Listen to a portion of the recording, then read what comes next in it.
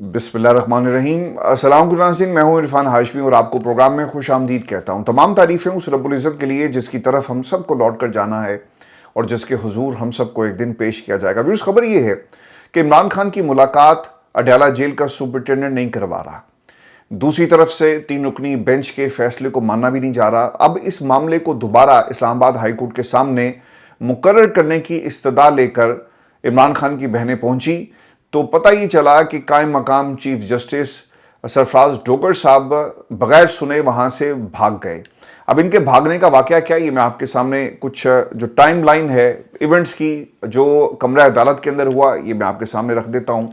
न्याजुल्लाह न्याजी साहब हैं जी और इमरान खान के तर्जुमान, वो पहुंचे कायम मकाम चीफ जस्टिस सरफराज डोगर और जस्टिस इनाम अमीन मिन्हास की अदालत में, और उन्होंने इन दोनों के सामने खड़े होकर कहा कि जेल मुलाकात के तौहीन अदालत के हमारे केसेस मुकर्रर नहीं हो रहे, वो खुदा के लिए मुकर्रर करें। और इस पर कायम मकाम चीफ जस्टिस साहब फिर मुखातिब होते हैं और वो ये कहते हैं कि एडमिनिस्ट्रेटिव साइड पर फाइल मेरे पास नहीं आई और जिस तरह ये फाइल मेरी टेबल पर आएगी मैं इसे देख लेता हूँ।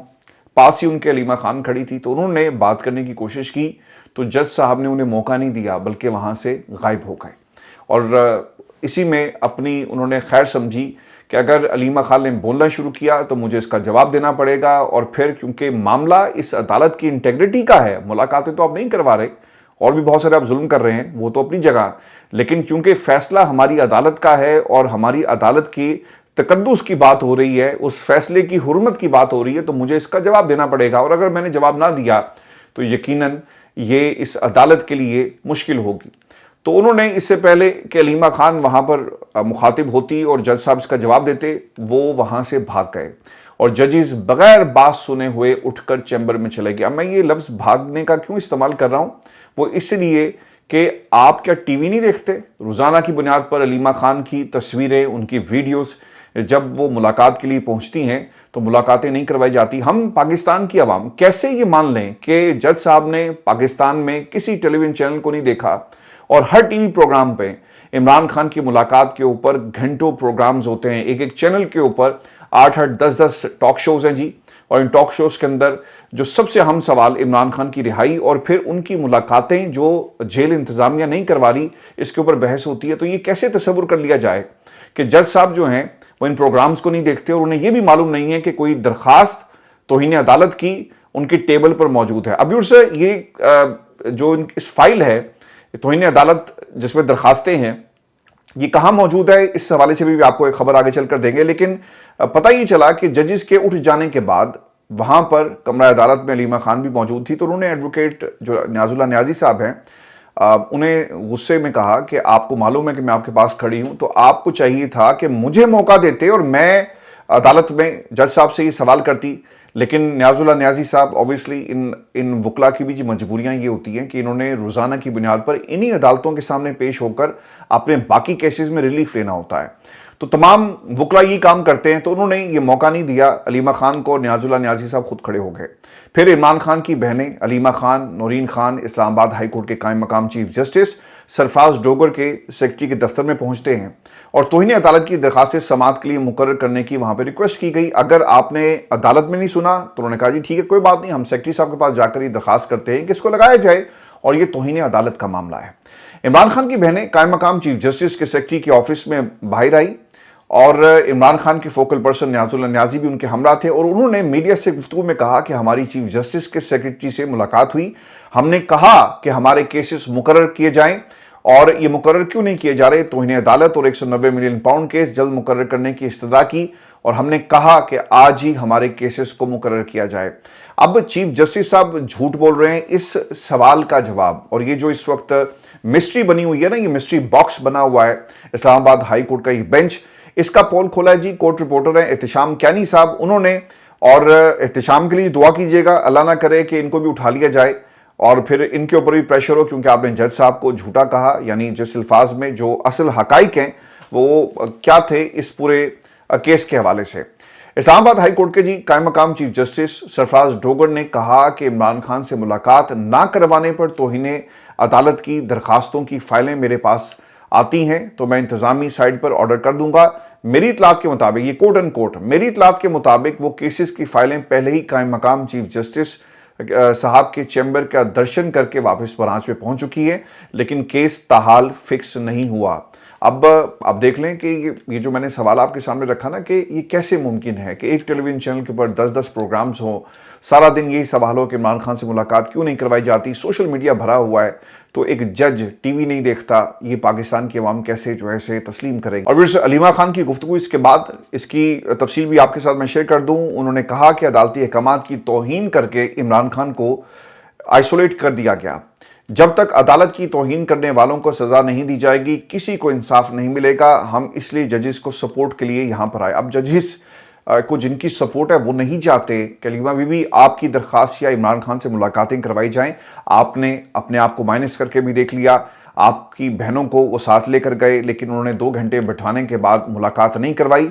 हमें भी खुशी हुई कि मुलाकात चलें कम से कम 2 बहनों की हो जाएगी, लेकिन बाद में पता चला कि उन्होंने वहाँ पर 2 घंटे बिठाने के बाद ये कह दिया कि मुलाकात का वक्त ख़त्म हो गया। तो ये अगर इन्होंने मुलाकात करवानी होती तो आपको कब की ये मुलाकात करवा चुके होते। और इसमें पाकिस्तान की अदालतें भी मिली हुई हैं और जिस तरह से ये फैसिलिटेट करी। अलीमा खान ये कहती हैं कि जजेस को हम अगर सपोर्ट करेंगे तो जज साहब तौहीन करने वालों को अदालत में पेश करें, और तौहीन अदालत की सज़ा 6 महीने कैद है। अगर जेल का सुपरिटेंडेंट अदालत का हुक्म नामा फाड़ कर फेंक सकता है तो कल को ये अमल कोई भी कर सकता है। जजेस को स्टैंड लेना होगा। इमरान खान आइसोलेट कर दिए गए, किसी का उनसे कोई राब्ता नहीं है। अगर आज हमने आवाज़ ना उठाई तो फिर उनकी कैद तन्हाई को नॉर्मलाइज कर दिया जाएगा। फिर आदत हो जाती है ना कि हाँ यार इमरान खान को कैद तन्हाई में रखा हुआ है और जुल्म हो रहा है, लेकिन जो जुल्म कर रहा है इसमें इस्टेब्लिशमेंट, हुकूमत फैसिलिटेट करती है, लेकिन जो सबसे बड़ी रुकावट है वो पाकिस्तान का अदालती निज़ाम है जो फैसिलिटेट कर रहा है इस निज़ाम के ठेकेदारों को। व्यूअर्स, मैं आपको आलिया हमजा के हवाले से भी खबर दे दूं, और उनकी ज़मानत मंजूर हुई, मचल के जमा करवा दिए गए हैं, और अब पता ही चल रहा है कि जज साहब ने उनकी रोपकार भी जारी कर दी है। व्यूअर्स, 9 मई की केसेस की समाअत के हवाले से मैंने अपनी पिछली वीडियो में अदालती कार्रवाई का एक मुकम्मल हाल अहवाल आपके सामने रखा, लेकिन कुछ रिमार्क्स ऐसे हैं और छोटे इलाकों से आए हुए सुप्रीम कोर्ट ऑफ पाकिस्तान के जो जज साहिबान हैं उन्होंने क्या कहा, इनकी ऑब्जर्वेशन बड़ी इंपॉर्टेंट है, ये भी मैं आपके साथ शेयर कर दूं। जस्टिस सलाहुद्दीन पन्होर वो क्या कहते हैं कि किसी कत्ल और जना के मुकदमे में तो ऐसे टेस्ट कभी नहीं कराए जाते। तवक्को है कि आम आदमी के मुकदमात में भी हुकूमत ऐसे ही एफिशिएंसी दिखाएगी जैसे इमरान खान के मुकदमात में दिखा रही है। और वैसे ये जो प्रोसिक्यूटर जुल्फकार नकवी साहब है, इन्होंने अदालत में मौक़िफ़ ये अपनाया कि इमरान खान हमारे साथ ताउन नहीं कर रहे। अच्छा, इन लोगों को ना आदत नहीं है इमरान खान कहने की, तो ये बार बार ना लफ्ज़ इस्तेमाल कर रहे थे, मुल्ज़िम हमारे साथ ताउन नहीं कर रहा। अब मेरा इन लोगों से ये सवाल है, जिसे तुम मुल्ज़िम कहते हो, क्या तुमने कभी पाकिस्तान की आवाम को देखा? 25 करोड़ आवाम का अगर कोई लीडर है वो इमरान खान है, और ये सिर्फ पाकिस्तान के अंदर अगर आप इसको सिर्फ देखें ना तो ये आपको बाहर भी इमरान खान लीडर ही नज़र आएगा। ये सिर्फ पाकिस्तान की बात नहीं रही, दुनिया भर में जहाँ भी कोई मुसलमान आपको मिलता है, जिस तरह से इस्लामोफोबिया का मुकाबला या इसका केस का दिफा या इस केस को रिप्रेजेंट करने की बात है जो इमरान खान ने कर दिया है, ये पहचान बन गई है इमरान खान की पाकिस्तान की। तो वो सिर्फ पाकिस्तान का लीडर नहीं है, वो पूरे मुस्लिम उम्मा का लीडर है, जिसे तुम मुल्ज़िम कह कर बार बार अदालत के अंदर पुकार रहे थे। जस्टिस हाशिम काकर साहब ने कहा कि मुल्ज़िम हिरासत में है, ज़ेरे हिरासत शख्स कैसे ताउन नहीं कर सकता। ट्रायल कोर्ट ने जिस्मानी रिमांड दिया, हाई कोर्ट ने तफसीली वजूहात के साथ ट्रायल कोर्ट का फैसला मुस्तरद कर दिया। अब ये दरख्वास्त गैर मौसर हो चुकी, जिस्मानी रिमांड नहीं दिया जा सकता। वकील जो सलमान सफदर साहब थे खान साहब के, उन्होंने अदालत में ये मौक़िफ़ अपनाया कि प्रोसिक्यूशन ने ट्रायल कोर्ट से 30 दिन का रिमांड लिया। हाई कोर्ट ने ट्रायल कोर्ट का फैसला मुस्तरद किया। मुल्ज़िम को ट्रायल कोर्ट में पेशी के इंदराज के 14 माह तक FIR के बगैर रिमांड दिया गया, और रिमांड के लिए मेरे मौकिल को वीडियो लिंक के जरिए अदालत में पेश किया गया। प्रोसिक्यूशन ने ना गिरफ्तारी डाली और ना ही उनके टेस्ट कराए। इमरान खान के मुकदमे में जो रिमार्क्स व्यूअर्स बहुत ही इंपॉर्टेंट थे और जज साहब ने यकीनन पूरे पाकिस्तान की नुमाइंदगी की, वो ये कहते हैं कि जज ने दिल की जानिब, सुप्रीम कोर्ट के जज ने दिल की जानिब इशारा करके कहा कि यहाँ दर्द होता है हमें ऐसे फैसले करते हुए। समाअत के इख्तिताम में जब पंजाब हुकूमत के स्पेशल प्रोसिक्यूटर जुल्फकार नकवी ने इल्तवा के लिए कोशिश की और कहा कि हुक्मनामे पर आमादगी देने से कल हदायत देनी होती हैं, तो तीनों जजेस जो थे वहाँ पर बैठे हुए वो हंसना शुरू उन्होंने कर दिया। और फिर जस्टिस हाशिम काकड़ साहब के ये अल्फाज थे कि हम छोटे सूबों के लोग हैं, जो दिल में होता है वही हमारी ज़ुबान पर होता है। ऐसे फैसले करते हुए यहाँ यानी दिल की तरफ इशारा उन्होंने किया कि दर्द होता है। 5 दिन कबल डेथ सेल में 7 साल से कैद قتل کے ملزم کو بری کیا۔ ذوالفقار نقوی صاحب، آپ نے کبھی ڈیتھ سیل دیکھا؟ یہ انہوں نے سے سوال کیا پروسیکیوٹر صاحب سے۔ تو اس پر نقوی صاحب نے کہا جی کہ میں نے دیکھا ہے، میں رہا تو نہیں ہوں لیکن میں نے ڈیتھ سیل دیکھا ہوا ہے۔ تو ویورز، ایک اور آبزرویشن اس کیس کے حوالے سے بڑی امپورٹنٹ ہے اور آپ دوستوں نے اس کی طرف توجہ بھی دلوائی کہ جب بھی کوئی امپورٹنٹ ایونٹ ہوتا ہے، عمران خان کا کیس ہو، عدالتوں میں عمران خان کی ملاقاتوں کی بات ہو، تو ایم این ایز اور ایم پی ایز کیوں نہیں جاتے؟ آج شبلی فراز صاحب کے علاوہ کوئی بھی وہاں پر موجود نہیں تھا۔ تو پاکستان تحریک انصاف کو یہ سوچنا چاہیے کہ اگر آپ کے ایم این ایز اور ایم پی ایز عدالت میں نہیں جائیں گے، یا اگر سارے ایک دم نہیں جا سکتے، اوبویسلی آپ مختلف شہروں میں ہیں، تو کم از کم پاکستان تحریک انصاف کو روٹیشن کی بنیاد پر یہ ذمہ داری دینی چاہیے کہ ایم این ایز اور ایم پی ایز کو کہ وہ پہنچیں عدالت میں اظہار یکجہتی کے لیے۔ کسی سے زبردستی اظہار یکجہتی نہیں کروایا جا سکتا۔ آج پاکستان میں تمام لوگ عمران خان کے نام کی وجہ سے اپنی کرسیوں پر بیٹھے ہیں یا پھر پارلیمان کے اندر موجود ہیں، تو انہیں کیوں آپ کو یہ کہنا پڑے؟ علی محمد خان کے حوالے سے یہ سوال کیا جاتا ہے، باقی لوگ، شہریہ آفریدی صاحب کہاں پر ہیں، یہ بھی آج کسی نے سوال کیا کہ آپ ویسے کیوں نہیں بولتے اور کیوں عمران خان کی رہائی کی ویسے بات نہیں کی جاتی، کیوں آپ تحریک نہیں چلاتے؟ اور پھر آپ کو ایک خبر یہ بھی دیں کہ بھارتی میڈیا اس وقت پاکستان کے خلاف پروپیگنڈا کر رہا ہے، زہر اگل رہا ہے۔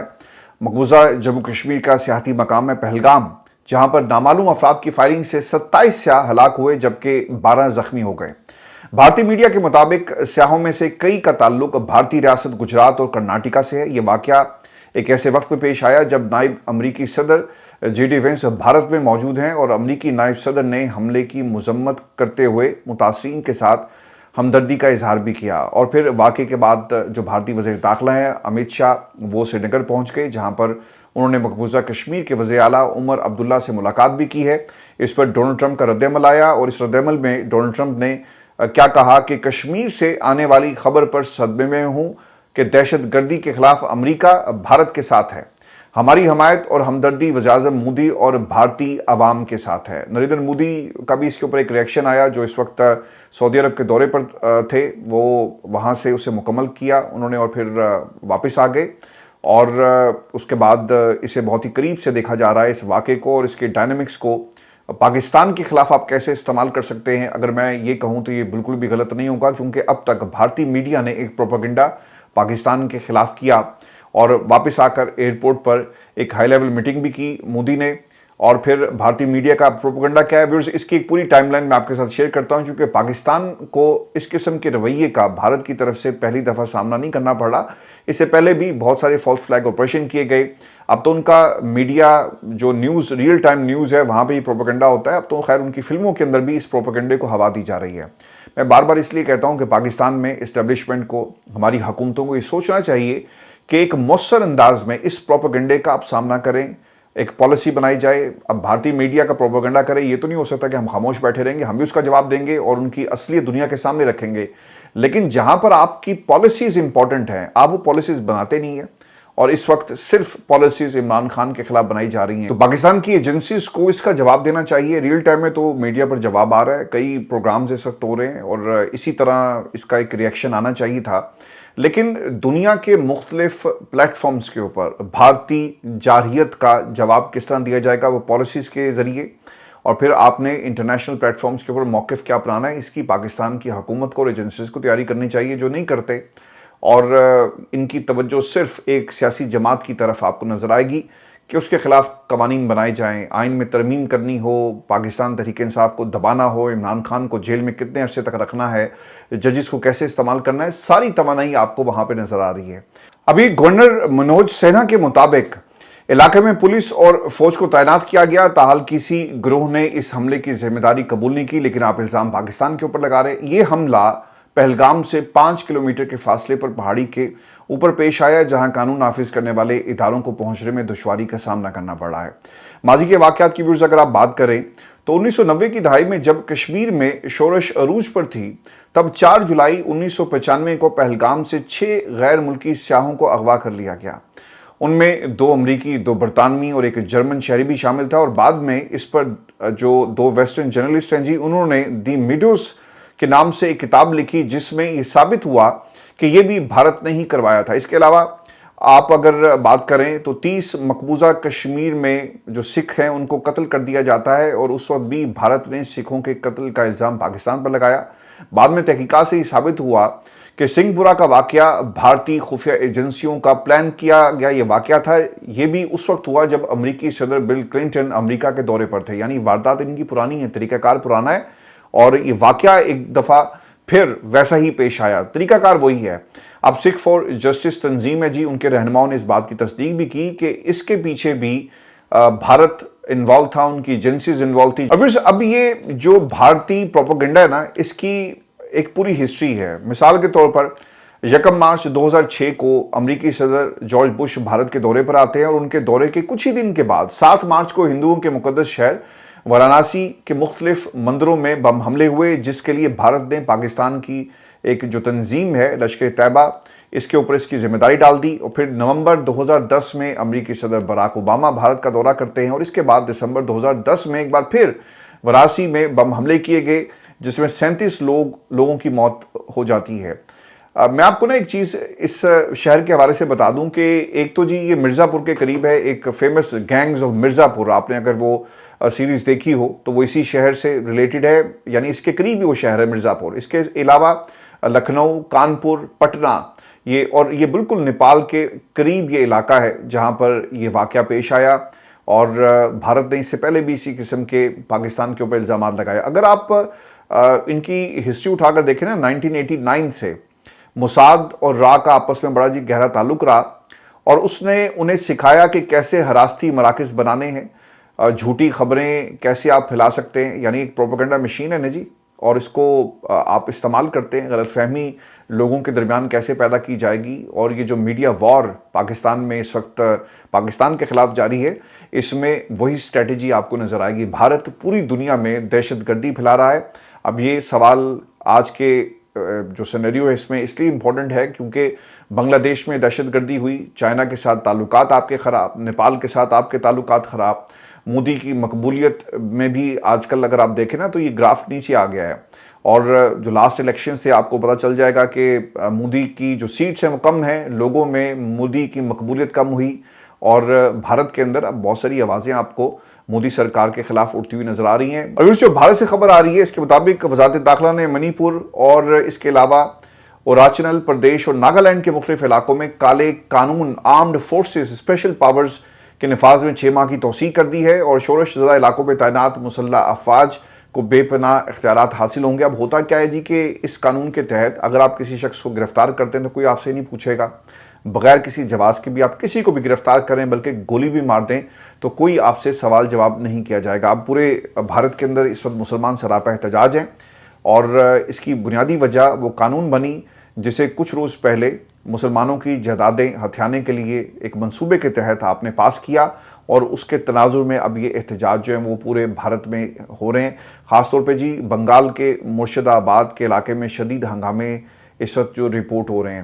پھر سے شیر افضل مروت صاحب سے اب یہ لوگ سوال ضرور کر رہے ہیں، چونکہ انہوں نے عمران خان اور ان کی بہنوں کے اوپر کافی سارے الزامات لگا دیے، تو اطہر کاظمی صاحب نے جی ایک ان سے سوال کیا، اور سوال یہ تھا کہ عمران خان کے نام پر مقبولیت اور ووٹ، لیکن تعلقات فارم 47 والی حکومت کے ساتھ، آپ جب خواجہ آصف سے پینگے بڑھا رہے تھے تو اس وقت آپ کو سامنے ریحانہ ڈار کا چہرہ نظر کیوں نہیں آیا؟ تو اس پر مروت نے کہا جی کہ خواجہ آصف ہمارا دشمن نہیں ہے، اس سے سیاسی عداوت ہے، کیا میں اس کے گھر گیا ہوں؟ اچھا، اب یہ شیر افضل مروت صاحب کا موقف ہے، لیکن ویورز ان کے اصلی چہرے پاکستان کی عوام کے سامنے آ گئے، اور یہ کس قبیلے کی سیاست کر رہے ہیں، اور انہیں کس مقصد کے لیے پاکستان تحریک انصاف میں جگہ دی گئی یا انہوں نے پناہ لی۔ اس سے پہلے شیر افضل مروت کو کون جانتا تھا؟ کوئی بھی نہیں جانتا۔ انہوں نے عمران خان کے کیسز کو لڑنا شروع کیا تو پاکستان کی عوام جان گئی کہ ہاں کوئی عمران خان کا کیس لڑنے والا آیا، لیکن ان کے کرتوت اب پوری قوم کے سامنے۔ سہیل وڑائی صاحب نے جی ایک جملہ کہا، اس کا بھی ہم ضرور جواب دیں گے، اور پھر پاکستان کے اندر جو نہری پانی ہے اور صحرا کو کس طرح سے آپ پانی مہیا کریں گے، اس پہ بھی ایک انسائٹ سٹوری ہے۔ سہیل وڑائی صاحب یہ کہتے ہیں کہ عمران خان کے مطالبات پر لچک دکھانے کا مطلب ہے کہ اقتدار کا خاتمہ، اگر تحریک انصاف کو حکومت دی جاتی ہے تو اس کا مطلب ہے کہ شہباز شریف کی چھٹی کرانا پڑے گی۔ اسٹیبلشمنٹ کو عمران خان پہ اعتبار نہیں ہے کہ وہ رہائی کے بعد خاموش بیٹھیں گے، یہی وہ ضد ہے، اور انا ہے جس کی وجہ سے کوئی حل نظر نہیں آ رہا۔ اب دیکھیں اس کے اندر سب سے بڑا مسئلہ یہ ہے کہ جب ہمارے ملک کا صحافی آپ کو ایسی باتیں کہتا ہوا لکھتا ہوا نظر آئے نا کہ ہاں اسٹیبلشمنٹ کے ہاتھ میں اقتدار ہے، ہاں پاکستان میں حکومت کو اسٹیبلشمنٹ بناتی ہے، ہاں عمران خان کو اقتدار دینے کا مطلب یہ ہے کہ شہباز شریف کی چھٹی کروانی پڑے گی، آپ یہ کیوں نہیں کہتے کہ let the people decide, Pakistan کے عوام کو یہ فیصلہ کرنے دے کہ جمہوریت کیا ہے؟ عوام نے فیصلہ کیا کہ عمران خان کی حکومت ہوگی تو پاکستان کی اسٹیبلشمنٹ کون ہوتی ہے؟ حکومتیں بنانے والی اور حکومتیں گرانے والی۔ انہوں نے اس کی ایک آپ کو اوور آل پکچر پیش کی کہ اسٹیبلشمنٹ نہیں چاہتی کہ شہباز شریف کی حکومت گرائی جائے، اور مین سٹریم میڈیا پر آپ کو یہ خبریں ملے گی اس قبیلے سے تعلق رکھنے والے کسی صحافی میں بھی اتنی اخلاقی جرت نہیں تھی کہ وہ یہ سوال پاکستان کی اسٹیبلشمنٹ سے پوچھے کہ آپ کا یہ کام نہیں ہے، آپ ایک ملک کو جنگل میں کنورٹ کر کے یہاں پر پاکستان کی عوام کو بکریاں بنا کر پیش کرتے ہیں اور آپ بات کرتے ہیں جمہوریت کی، تو اس ملک کو نقصان پہنچانے والے سر یہی لوگ ہیں۔ اگر آپ مظہر عباس صاحب کی اس کتاب میں مجیب الرحمان شامی صاحب کے حوالے سے جو انہوں نے انکشاف کیا وہ آپ جا کر پڑھیں کہ لوگوں کا ویو پوائنٹ بنانا ہمارے ہاتھ میں ہے، لیکن ویورز اب 2025 میں پاکستان کی عوام جانتی ہے کہ اصل کیا ہے اور نقل کیا ہے، ٹھیک کیا ہے، غلط کیا ہے، سیاہ اور سفید میں تمیز کرنا جانتی ہے۔ تو آج آپ یعنی سہیل وڑائچ ان جیسے یا ان کے قبیلے سے تعلق رکھنے والے لوگ پاکستان کی عوام کو اپنے پیچھے نہیں لگا سکتے۔ یہ ضیاء کا دور نہیں ہے، یہ 2025 ہے، یہ عمران خان کا دور ہے۔ پھر اپنا خیال رکھیے گا، اگلی ویڈیو میں آپ سے جلد ملاقات ہوگی، اجازت دیجیے، اللہ نے کہا۔